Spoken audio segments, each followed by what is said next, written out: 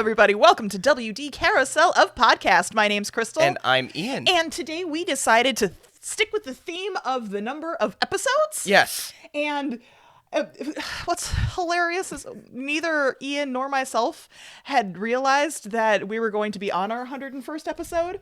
Yes. And when we were sitting down trying to figure out what episode we should do and discuss, our filmed in front of a live studio audience member, Chad, was like, well, why don't you do 101 Dalmatians? And we're like, oh, yeah. I didn't even, That makes sense. So, yeah. So that's what we're going to do. So 101 Dalmatians, we're going to talk about the original, not the live action remake. Right. So, Ian. Back before it was cool to do live action remakes. Anyway. Yeah, so Ian, tell us about 101 Dalmatians. Okay, so literally, like, people fall in love. They both have Dalmatians. The Dalmatians have puppies. And then her, like, old college friend is insane, and she steals them to make a coat. And then they get her old back. college friend is Cruella DeVille. There you go. Yeah. Who's, like, iconic. So, yes. And then and then who gets them back? The parents, Pongo and Perdita. That's the one. Yeah. So the plot on this one, obviously, even if you haven't seen it, you probably know what happened. Right. So we weren't going to focus too much on that. But the reason we wanted to bring this up is because this movie actually has some very big, interesting things that have happened in the creation style. Yeah. And this is the movie that first got me interested in and why I recommended going over old movies with Ian, as far as, reliving them and going over them and sharing them with you guys, because there's so much cool stuff that happens in technology advancements that this is definitely a huge stepping stone from where it was prior to. Yeah. Should we go through the basics first, and then we'll kind of swing around back to that again? Sure. Sweet. So this movie, interestingly, it takes place in a time period for me with Disney that I just don't think about. Mm-hmm. It was released in '61, the year of season 2 of Mrs. Maisel. It's set in a time period a little before that. Yeah. But it's modern. It's modern. Yeah. So it feels very different. And so the book, and then it came from a book, which was actually not that long before that. It was 1956. It's when the novel came out. The kids' novel came out. It came out with the same name and everything. Yep. In fact, the writer had Dalmatian dogs, and one of them was named Pongo. So this whole story is like her life. And so that's what really lends this a contemporary air to the time period. Right. And Disney, the production crew, kind of ran with it. Right. This is a time where Walt himself was too busy with the television series and the theme parks and the live actions that the animation department, he kind of just gave the reins over to someone and let them do their own thing. Right. And that's how you end up with something that is so completely visually different. Right. So it was so I know some names in this cast and not other names in the cast. Mm-hmm. I think that the big ones that I know that people are going to recognize is the person who voiced Cruella DeVille. That's her. Yep, Betty Lou Gerson. She actually did the introduction to Cinderella. She was the narrator of Cinderella. Okay. And then the woman who was the nanny, I'm not sure if you have her on there, I don't know if she got but on here. She's actually the voice of Mad Madam Mim. Oh, okay. Yeah, so Nanny and Mad Madam Mim, same person. Fair enough. I know there's also a couple others in there. I think Roger, who was voiced by Ben Wright, has been in a number of different Disney productions as well. One of the dogs. Was it the Colonel? I can't remember. Yes, Colonel. Yes. Is that the one that was Thurl Ravenscroft? Yes. Yes. So very that deep Thurl Ravenscroft voice. So he's the ghost host. Of course. So you're gonna find a lot of familiar Disney voices alum. in this. Yeah. And speaking of Disney alum, if you happen to be a Disney nerd like you and I are, when the opening credits start, because again, this is an older movie, so therefore the credits came in the beginning, you're going to see a lot of familiar names as far as animation goes. And even there are people that we've done spotlights on this channel that were working on it that were so small fry at the time they weren't even listed. Right. It was fascinating. I mean, there was a couple of names that came through. I'm trying to think of who was it Floyd Norman? Was he on it, or was he just talking about it when we were talking? Floyd worked on it. Rolly worked on it. Yeah. Frank and Ollie, which we haven't talked about, worked on it. Yeah. Mark Davis worked on it. Yeah.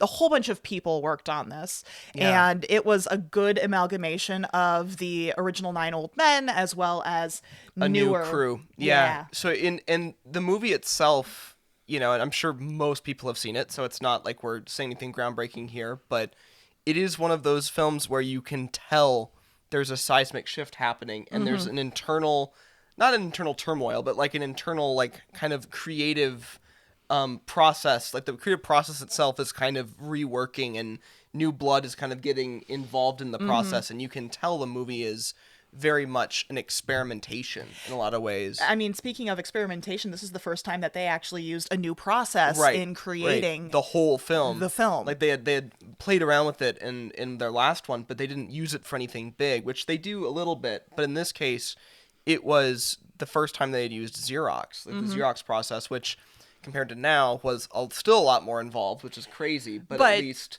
And to explain a little bit more for the listening audience, when you're talking about the original animation style, they had the animators draw out the sketches. The in-betweeners would make all the individual like movements in between the animators' sketches, and then all of those drawings would go to the ink and paint department, where the ink department would go ahead and line draw everything and basically clean up all of those individual frames. Right. And then the paint department would go ahead and color it. Right. So what the Xerox process brought to this was getting rid of the ink department. Yeah. Completely. Basically. Which sounds heartbreaking to me because I'm an ink and paint kind of girl. Yeah, right. But all the animators were really happy because this was the first time they were able to actually see their real drawings being copied.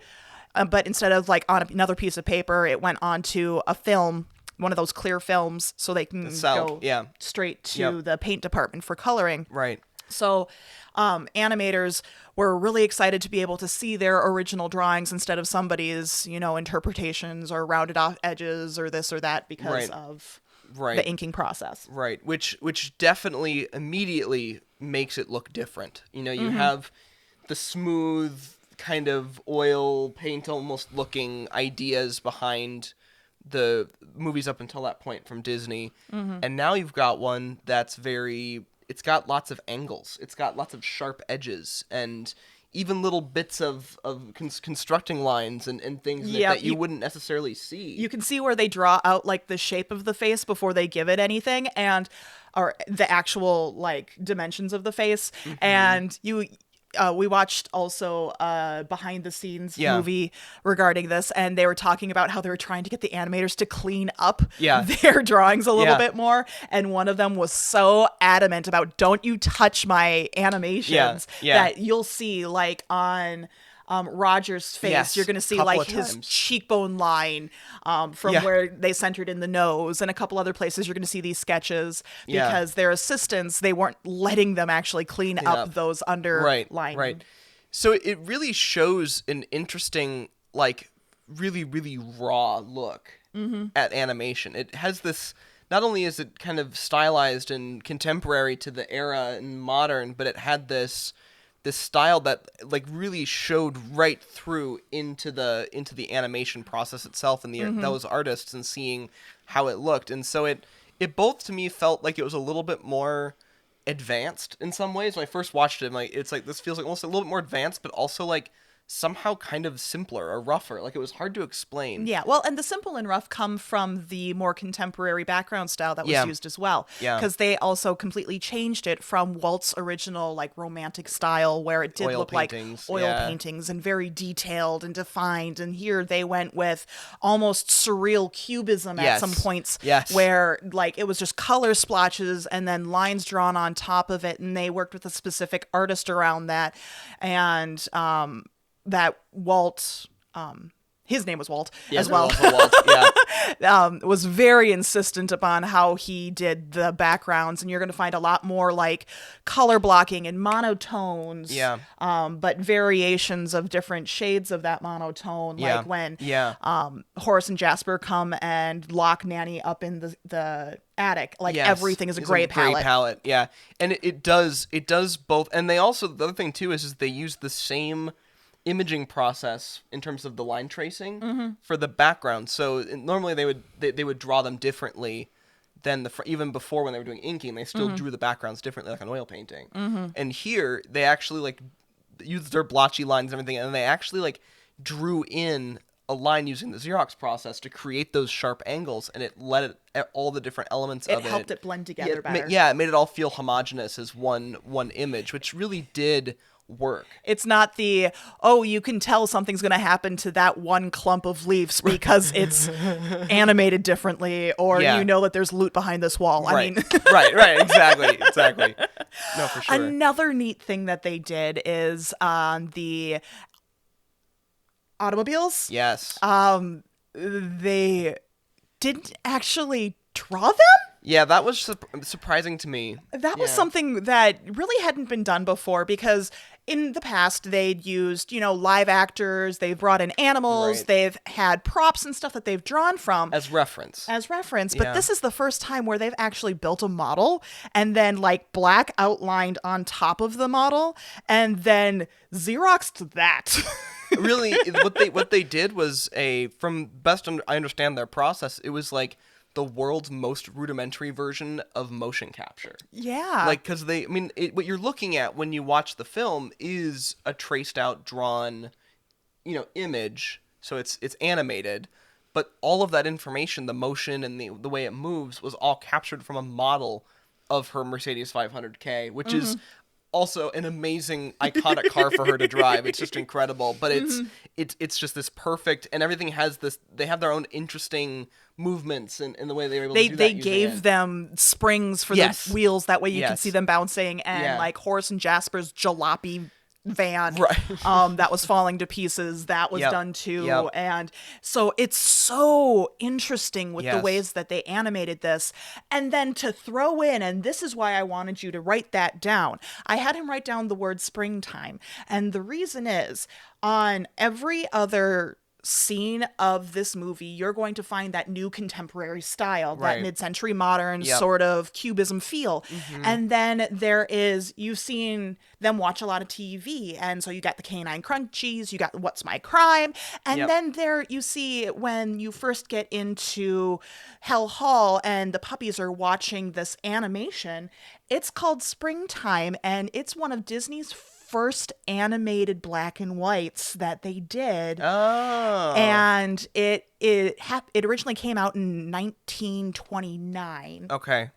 And so there's just a complete stark difference to the animation style that it stands out every time I watch it. And I wanted to know where it came from and what the reference was, if it was from Flowers and Trees or if it was from something else. And so the animation is from an original Disney clip called Springtime. So if you want to see what that is, go ahead and look that up. But I thought that was really, kind of hearkening back to the original Disney style as well, to be like, oh, I'm going to do a little tip of the hat to where we originally started out at, and now we're starting a new process. And so it was really neat. And the fact that they were so different was really neat, in the fact that they were able to let you see, not only that it was showing back to their roots, but it was able to like see the contrast. Like it was able to see the difference dramatically between the two. It made them feel like they were different, almost like different realities. It's very interesting. Yeah. So let's get out of the behind the scenes animation styles and let's just talk about some facts about this movie, because